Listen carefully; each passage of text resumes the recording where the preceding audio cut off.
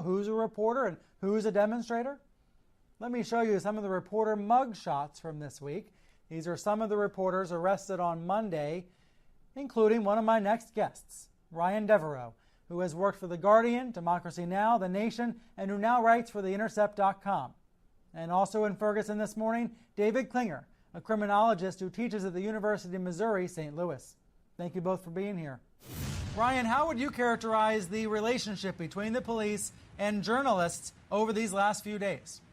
The relationship has been very, very tense. At times reporters feel that they're in danger. There are police officers pointing guns at the media, pointing guns at demonstrators, and that sort of thing. At the same time, we do recognize that the police are in a difficult situation here as well, dealing with pretty volatile situation, large crowds.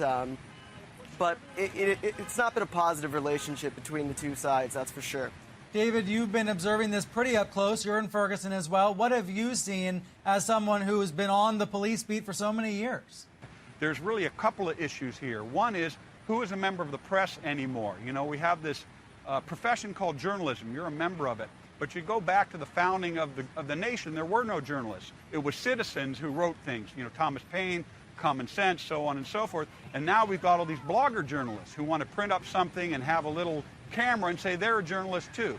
So it's really a cauldron, and trying to figure out who's who in the zoo is a problem in terms of who's press and who's not. David, tell me from the perspective of an officer, when you're trying to control a crowd and people say they're journalists, how do you have to react? Are you supposed to treat them differently, or do you have to treat them the same?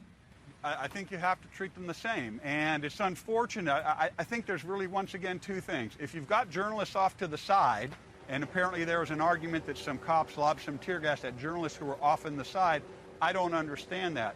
But if the journalists want to get in with the demonstrators, and some of the demonstrators want to be vigorously adamant and move beyond just speaking, tossing stuff, threatening, so on and so forth, the police can't really say, oh, that's for sure a journalist, that's for sure a protester, because it's very easy for someone who wants to be a thug to play the role of journalist. So, Ryan, how do you react to that when you hear that?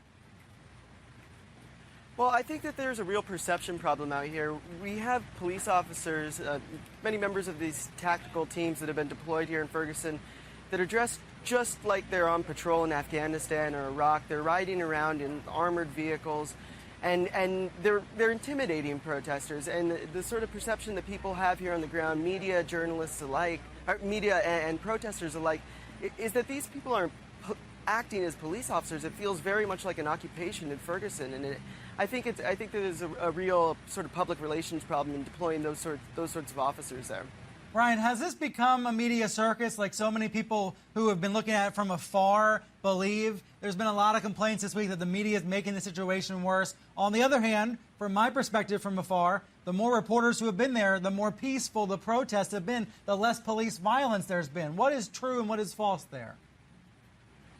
Well, I think they're both true to a certain degree. Yeah, it is a media circus here, and I think that does fuel some amount of the problems. At the same time, I speak to people in the community who are very thankful that the press is here. They feel like if the press wasn't here, then the police would just sort of run roughshod over them, and that this story, this Michael Brown's death, wouldn't get the attention that it deserves, and the sort of grievances that they have, the deeper systemic grievances that they have, wouldn't be aired. It's a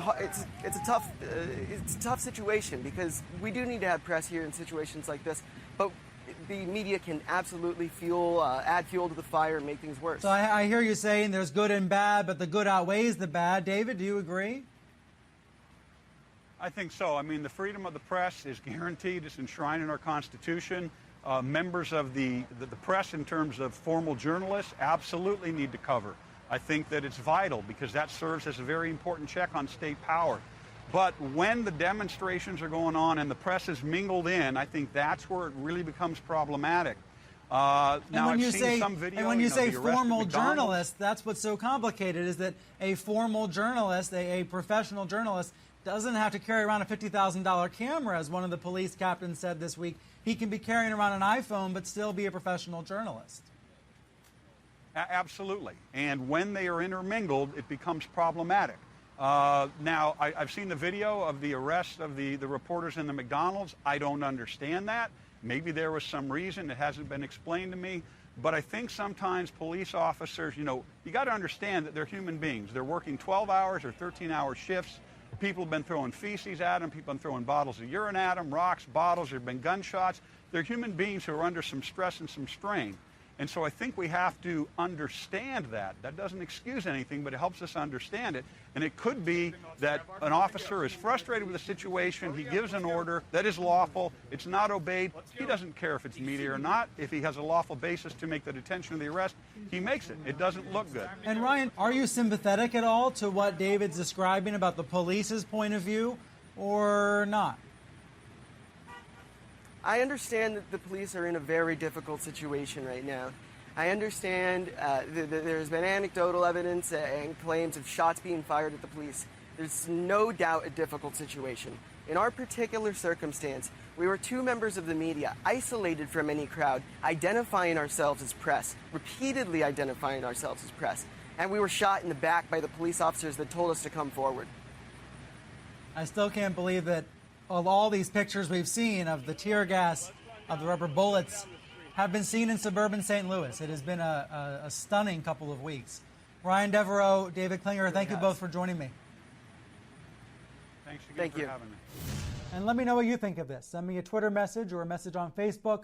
My username is Brian Stelter on both sites.